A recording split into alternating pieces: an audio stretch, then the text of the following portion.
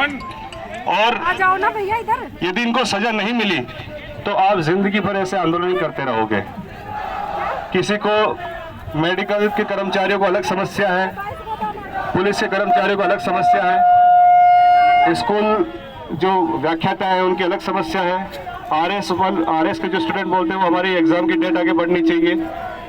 तो सबकी अलग अलग समस्या है और एक दूसरे की समस्या में कोई सहयोग नहीं करना चाहता। बोलता है कि तो हमारी दिक्कत है ही नहीं, हमारी प्रॉब्लम है ही नहीं। एक उदाहरण और दूंगा, रिट का पेपर हुआ, हर कोई बोल रहा था कि पेपर लीक हुआ, एग्जाम कैंसिल होनी चाहिए, सीबीआई इंक्वायरी होनी चाहिए। सरकार भागती गई, रिजल्ट डिक्लेयर कर दिया। रिजल्ट डिक्लेयर करने के बाद में क्या हुआ, जिनका सिलेक्शन हुआ वो क्या हुआ, खिलाफ। किनके खिलाफ हो गए? जो सीबीआई इंक्वायरी की मांग कर रहे थे उनके खिलाफ हो गए। फिर जो एसटीसी और बीएड वालों को आपस में लड़ा दिया, लेवल 1 और लेवल 2 के नाम पे, आप में और 2 धड़े हो गए। अब पेपर लेवल 2 की एग्जाम कैंसिल हो गई। जब सीबीआई इंक्वायरी की हमने मांग करी तो लेवल 2 की एग्जाम सरकार ने क्या कर दी, कैंसिल कर दी। अब लेवल 2 वाले जो है, हाथ खड़ा करो कितने का है यहाँ पर, आए ना, बहुत अच्छी बात है। कुछ लोग ये बोलते हैं लेवल 2 वाले कि हमारी तो एग्जाम कैंसिल हो गई, अब हमें क्या जरूरत है। क्या ये बात सही है? ऐसा होना चाहिए। तो मार्कशीट लेके आए साथ में? नहीं, बहुत अच्छा है, मार्कशीट साथ में लेके आए। आप देखो, ये मत सोचो कि हमारी भीड़ बहुत ज्यादा या बहुत कम है। मैंने बड़े बड़े आंदोलन देखे हैं जिन्होंने सत्ता को हिला दिया है, सत्ता पलट गई है और 2 आदमी सुनने वाले थे, केवल 2 आदमी सुनने वाले। सरकार क्या करती है, हर तरीके से, ये सरकार का संस्कार है, हर तरीके से आंदोलन को रोकने का प्रयास करती है। अभी कोचिंग्स, जितनी भी कोचिंग्स थी, हमने कल और परसों बात की थी, वहाँ से 2-3 हजार छात्र विद्यार्थी आने वाले थे। पीसीआर खड़ी करती वहाँ पर कोचिंग्स के आगे, और जो भी कोचिंग्स के मालिक हैं उनको धमकियां देने शुरू कर दी कि आप यदि इन बच्चों को वहाँ भेजते हो तो हम आपके खिलाफ केस कर देंगे। स्टूडेंट को भी डराना स्टार्ट कर दिया। तो ये मत समझो कि लोगों के दिलों में नहीं है, हर कोई न्याय चाहता है, हर कोई इंसाफ चाहता है, बस पहल करने की आवश्यकता है। तो आप सभी को साधुवाद है कि आपने पहल की, आप यहाँ पर आए। ये जब लड़ाई अपने मुकाम पर पहुंचेगी तो आप अपने आप को सौभाग्यशाली महसूस करोगे कि मैं वो पहला आदमी था जो धरना स्थल था 22 गोदाम, वहां पे सबसे पहले मैं पहुंचा था। यहाँ पर 10 बजे ही हमारे साथी आना शुरू हो गए थे। इन्होंने कंफ्यूजन क्रिएट किया, बोला धरना स्थगित हो गया, धरना कैंसिल हो गया है। फिर मैं बार बार सोशल मीडिया के थ्रू आके बार बार बता रहा था कि धरना कैंसिल नहीं हुआ है। हमारी गाड़ियां जो आ रही थी उनको डाइवर्ट कर दिया गया, 2-3 हिस्सों में बांट दिया गया। हम एक साथ आने वाले थे, अभी भी हमारे साथी आ रहे हैं, वो हम नहीं आ पाए। तो इनकी ये साजिशें चलती रहेगी, इनसे घबराने की आवश्यकता नहीं है। हमारे इरादे नेक हैं, हम सत्य के रास्ते पर चल रहे हैं, हम कामयाब होंगे। मैं अभी बात कर रहा था बटने की। सीबीआई इंक्वायरी सबसे ज्यादा जरूरी इसलिए है, मैं बताता हूँ क्यों जरूरी है। ये इनके परमानेंट कर दिया जाए हमको, या हमारी सैलरी बढ़ा दी जाए। किसी की मांग होती है कि 7-8 साल से हमारी जो है वैकेंसी पेंडिंग चल रही है।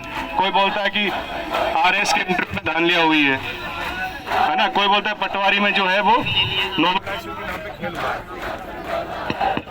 पटवारी में नॉर्मलाइजेशन के नाम पे खेल हुआ है। ये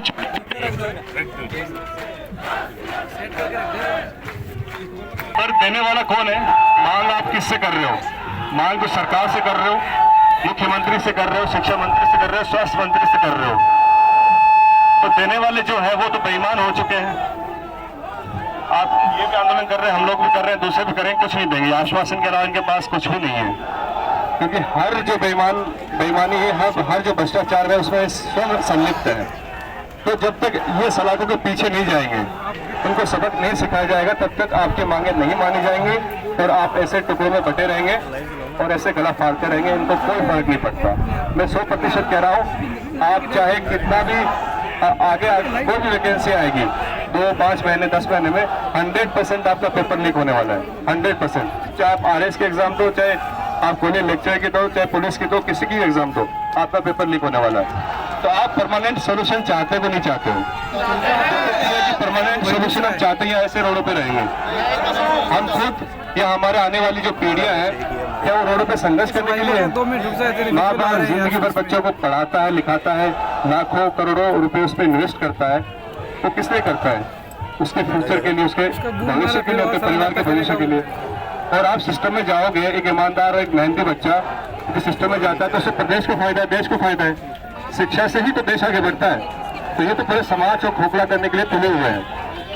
तो सीबीआई इंक्वायरी इसलिए जरूरी है क्योंकि एक सीबीआई इंक्वायरी होती है तो केवल रिट की एग्जाम नहीं जाएगी, राजस्थान एसआई के एग्जाम में तो बहुत बड़े लेवल पर कामयाबी होंगी है।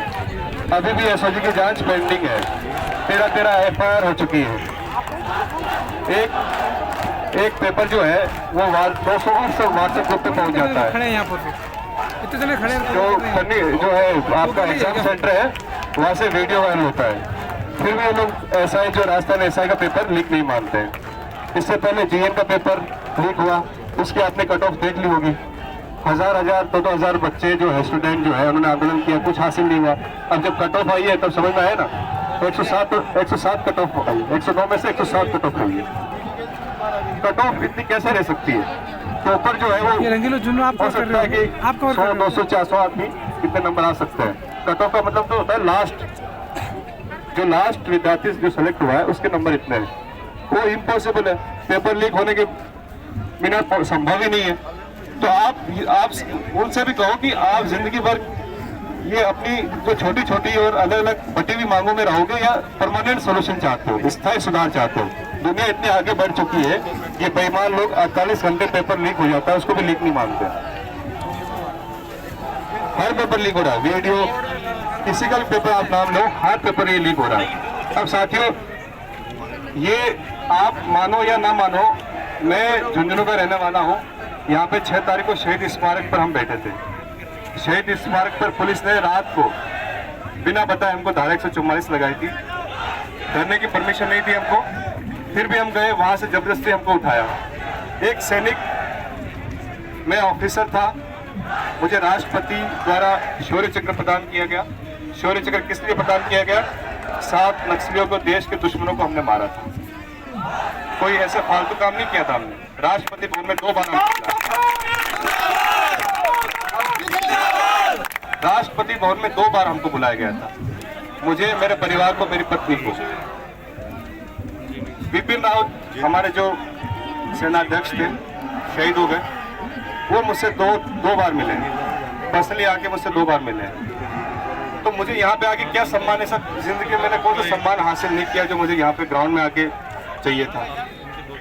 पर ये जो धीरे धीरे घून की तरह बीमारी हमारे समाज को खाती जा रही है, इसको हम उखाड़ नहीं फेंकेंगे तो बर्बाद हो जाएंगे हम लोग, हमारे आने वाली पीढ़ियां बर्बाद हो जाएंगी। यहाँ पे हमको उठाया गया, उस सैनिक को जिसने राष्ट्रपति जी ने सम्मानित किया, उसकी एक पुलिस का सिपाही यहाँ से कॉलर पकड़ के घसीटते हुए बस में ले गया था। और किस लिए? मैंने अपने साथियों को गिरफ्तार होने से बचाया था। मैंने इनको मत पकड़ो, आप मुझे पकड़ लो। यहाँ से कॉलर पकड़ते हुए मेरी, और ये बस में ले गए थे। बस में ले गए, बस में गाली गलौज करी उन्होंने, धक्का मुक्की करी, लात मारी, डंडे मारे, मुझे मारे, साथियों को मारे, यहाँ से बाल खींचे। तो ये मतलब ये आपका अपमान है, देश का अपमान है। ये हम क्या है? मतलब हम आतंकवादी हैं क्या है? हम रेपिस्ट हैं क्या? हम क्या हैं? ये शौर्य चक्र का अपमान है। शौर्य चक्र का अपमान नहीं है, ये शौर्य चक्र का अपमान नहीं है।